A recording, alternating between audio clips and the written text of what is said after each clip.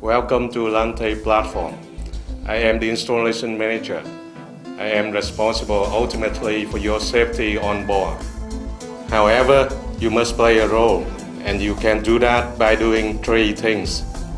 One is to understand our rules and follow them at all times.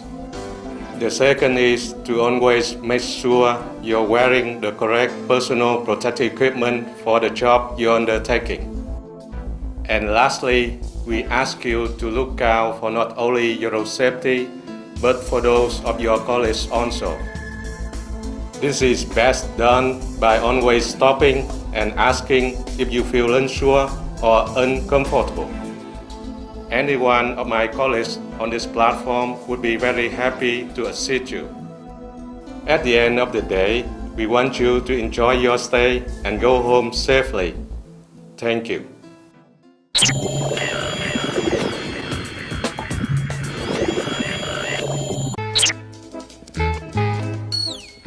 A safe and secure working environment is the key to a healthy and productive working life.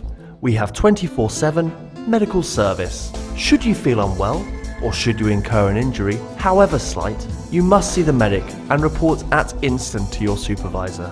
The sick bay and medic are located on the 3rd floor of living quarter and can be contacted through extension 3002 or through the control room on extension 3001. If you have or are using prescription drugs, you must advise the medic immediately.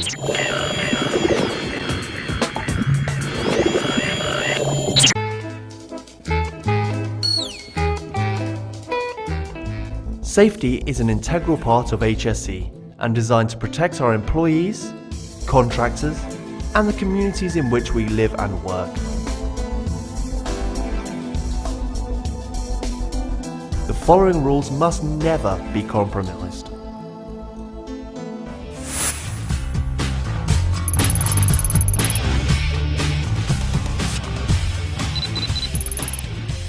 The Permit to Work system is designated to cover any task that is not routine. The permit must be issued prior to commencing any task, defines scope of work, identifies hazards and assesses risks, establishes control measures to eliminate or mitigate hazards, links to other associated work permits or simultaneous operations.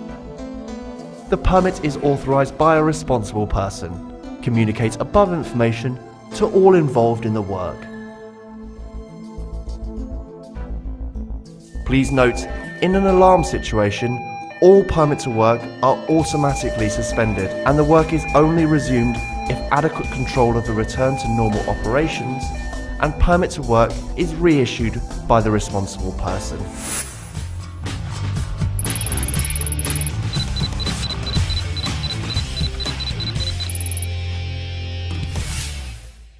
Energy isolation is vital to safety and requires an isolation confirmation certificate. A lockout, tagout prevents an accidental activation of equipment that is being repaired or serviced. It means disconnecting the power source or disabling the electrical switch. There are a number of ways that can be done. TNK Golden Safety Rules require that any isolation of energy systems relating to mechanical, pneumatical, electrical, hydraulic, etc. is tagged according to our guidelines. The method of isolation and discharge of stored energy are agreed and executed by competent personnel. A system of locks and tags is utilised at isolation points. A test is conducted to ensure that isolation is effective. Isolation effectiveness is periodically monitored.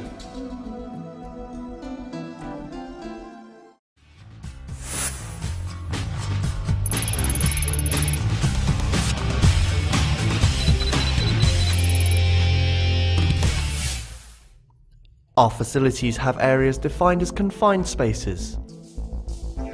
Vessels, storage tanks, ventilation and exhaust stacks, for example.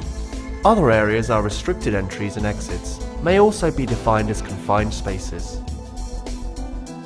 Entry into confined spaces cannot proceed unless all other options have been ruled out. A permit has been issued and authorised by responsible personnel. The permit is communicated to all affected personnel and posted as required.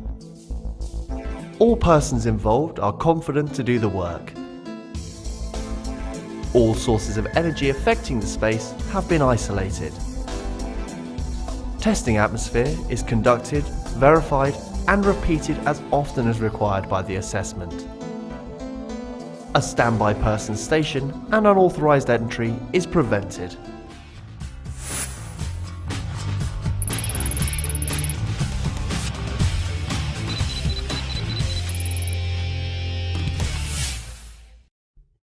Working at heights of 2 meters or 6 foot or more above the deck cannot proceed without strict adherence to procedure. A fixed platform or scaffolding is used. Lan Tay uses a scaffold tag system to ensure scaffolding is certified safe for use. Do not use scaffolding that does not have a green scaff tag.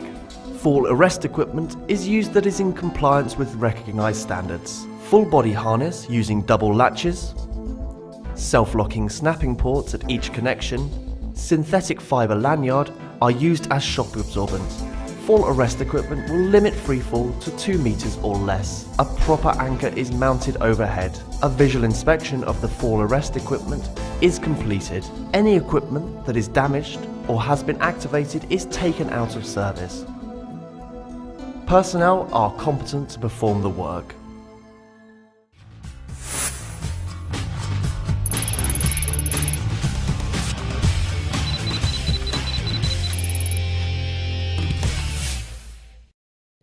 Lifts using cranes, hoists, or other mechanical lifting devices will not commence unless an assessment of the lift has been completed and the lift methods and equipment have been determined by a competent person. Operators of powered lifting devices are trained and certified for that equipment. Rigging of the load is carried out by competent personnel.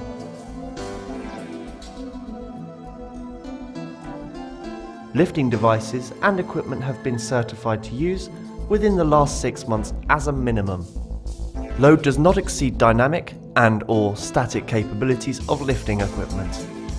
Any safety devices installed on the lifting equipment are operational.